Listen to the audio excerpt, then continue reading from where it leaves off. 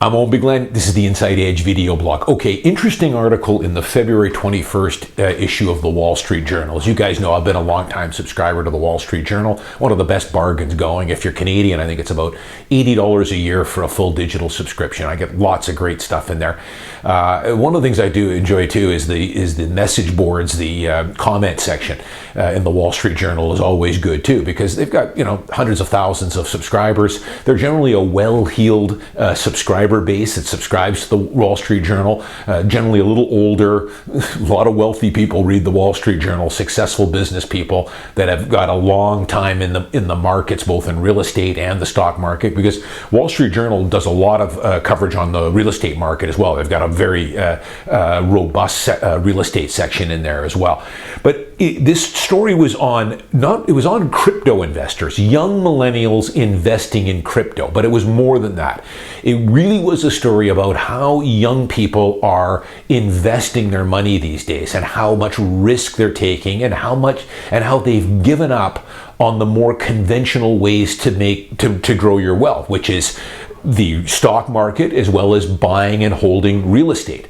They feel that those avenues aren't what they used to be, and they think crypto is the way to go because that's how I'm going to get rich in a much quicker way. In other words, getting rich off the stock market and the housing market takes time, essentially. Too much time, too much work. I want the shortcut. And it is really scary, some of the stuff that these young people are doing these days. And the comment section in the Wall Street Journal had about 800 comments. And the comments were almost unanimous. I didn't comment, but I would have said the same thing. These young kids are nuts. They need to get out of this immediately. The mistakes that they're making are catastrophic. And they basically are sealing their fate. They are not going to be able to retire comfortably. They are not going to be living the American dream when it's all at their fingertips if they took the right plan of attack now and got out of these get-rich-quick themes. So I know I've got people on my blog here that own crypto, and I've always told you guys, I wish you the best of luck. I sincerely do. I want to see everybody succeed.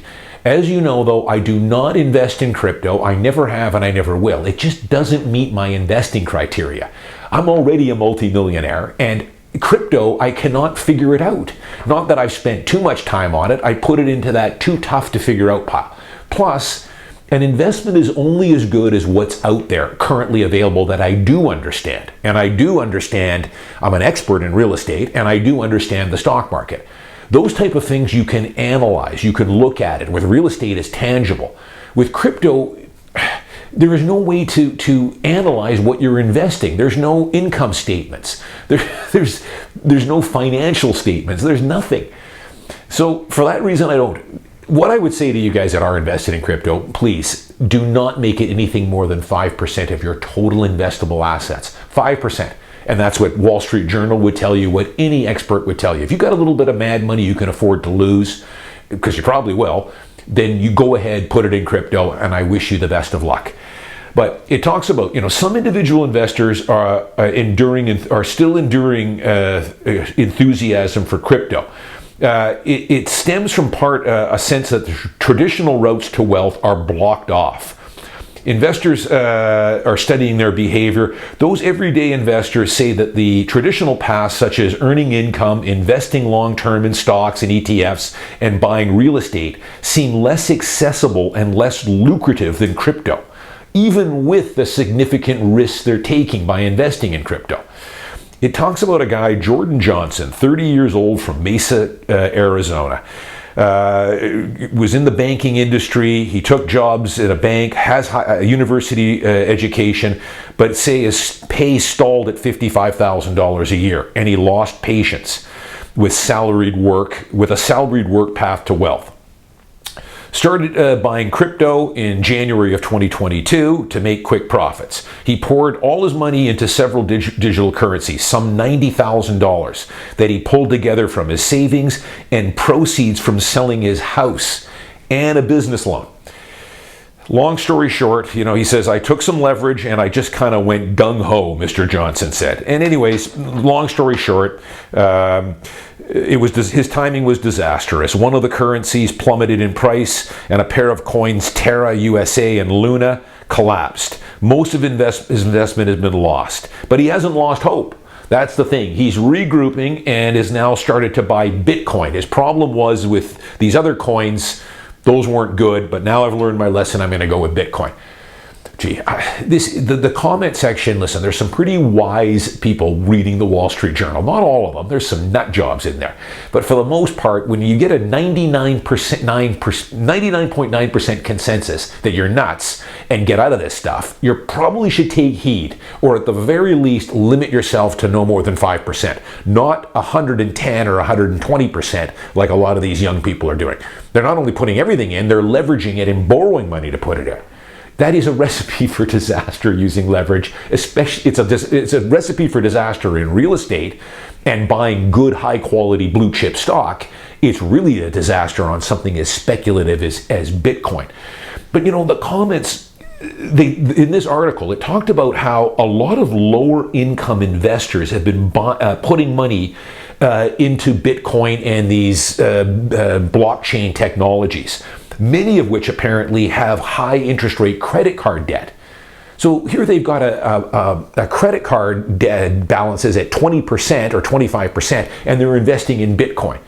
Folks, you do not invest one penny in real estate, stocks, it doesn't matter, if you have even a cent of high interest debt, like credit cards or student loans or car loans.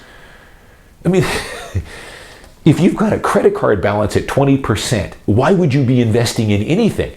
ETFs, nothing. You're not going to be able to beat that 20% return. You have to clear that off first before you can start investing. This is just basic stuff. For the life of me, I don't understand. Some people, they just don't want to do that 100 hours that I talk about. But some of the comments here, especially the part where a lot of people view it as a shortcut to financial freedom, these young people. Real estate is too expensive to get into and I can't qualify based on my current income. Then what I would say to that is make more money. Start working the other side of the equation. Get better at your career. How many blogs have I done on this? Start a side hustle. Save more. Get qualified. A couple of the comments on that was, other opportunities for building wealth seem fruitless and out of reach by many young people. In other words, it takes time and hard work, as one guy commented. Exactly. There's no shortcut to financial success, creating wealth, becoming a multimillionaire, buying a home, saving for retirement. There is no shortcuts. Guys, stop on this. You're going to lose all your money. If you want to put 5% into something like Bitcoin, go ahead, or some meme stock or whatever as a potential 10-bagger that might or might not happen. Chances are it's not. You're going to lose all or most of your money. Instead, do it the proven way. It's not fun. It's not glamorous. The way I did it, just paid myself 10, 15% of whatever I earned, bought my principal residence, started systematically buying investment properties, slow and steady, put my money into high quality equities like the Canadian banks and Bell Canada and Apple and Johnson & Johnson and Home Depot and Visa, or just index invest. And that's the best way for most of you, and call it a day. You're not going to become a millionaire in 5 years like you might be able to do with Bitcoin, but you're also not going to lose all your money like you can also do with Bitcoin. But the comments in here, and I've read a few articles like this on Wall Street Journal, the state of young people, millennials, people under 30, and how they've lost faith in the real estate markets, the stock market. They think everything's rigged when, it's really these crypto markets that you really should be concerned about. It's crazy.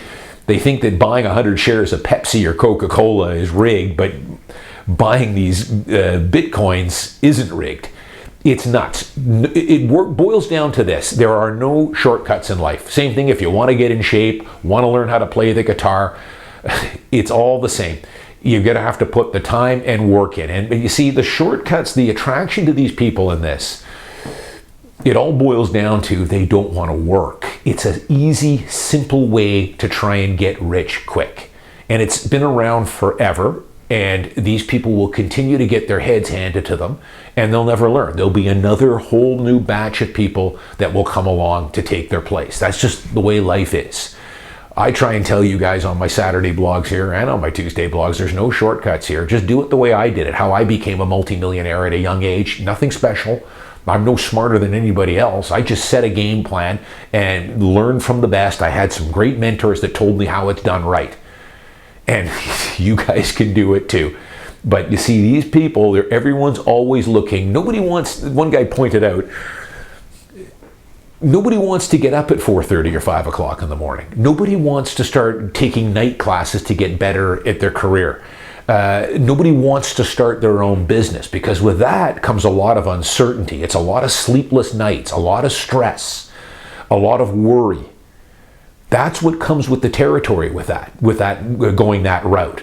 Instead, I'm going to just put $10,000 into Bitcoin and hope for the best, because that's how I saw online how people get rich quick, and they think I can do it too. You're not. I hope you do. I wish everyone success, but if you're banking and putting all your eggs into something like this, you're out of your mind. Stop it.